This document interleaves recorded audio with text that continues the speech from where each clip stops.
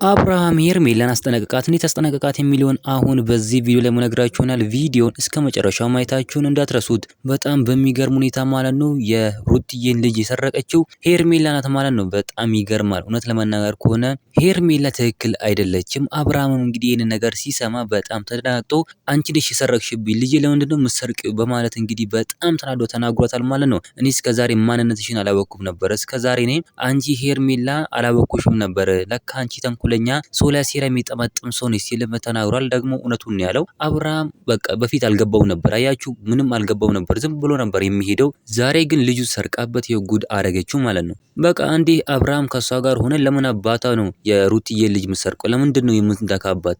ለምንድን ነው የምትወስድባት የሩታ ልጅ ልዑሌም ማለት ነው? ምን አገባት? በቃ እሷ አሁን ከአብርሃም ጋር ሆነች። ሄርሜላ በቃ እሺ ብሎ ከሷ ጋር ምናምን ሆነ፣ አንድ ላይ ሆኑ። በቃ ለምን አባታ ነው የሩታ ልጅ የምትወስድባት? እቺ መተተኛ ነገር ናት ሄርሜላ ራሱ ማለት ነው። በጣም የሚደብር ነገር ነው። እንግዲህ ሄርሜላ ያደረገችው እንደዚህ ደግሞ አይደረግም። እውነት ለመናገር ከሆነ ይሄ በጣም መጥፎ ነገር ነው ማለት ነው። እሷ ራሱ አሁን እናት ሆናለች። እንደዚህ መደረግ የለበትም ማለት ነው። በጣም የሚደብር ነገር ነው ሄርሜላ ያደረገችው። አብርሃምም ይሄንን ነገር ሲሰማ በጣም ነው ያስጠነቀቃት። ሁለተኛ ጠገቤ እንዳደርሽ፣ ሁለተኛ እኔ ካንቺ ጋር መሆን አልፈልግም ብሏል ማለት ነው። እውነቱም ከሆነ አብርሃም ትክክለኛ እርምጃ ነው የወሰደው እንላለን ማለት ነው። ሩትዬ እኛ እንቁም እንግዲህ በጣም ተናዳን ያለችው። እናንተ ምን ትላላችሁ? ሀሳብ አስተያየታችሁን ኮሜንት ላይ ማስቀመጥ እንዳረሱ፣ ቪዲዮ ላይክ፣ ቻናሉን ሰብስክራይብ ማድረግ እንዳረሱ። በሌላ ቪዲዮ እስከምንገናኝ በያላችሁበት ሻሎም ዳርቻ ሰላማችሁ ብዝት ይበልልኝ። ደህና ሁኑልኝ።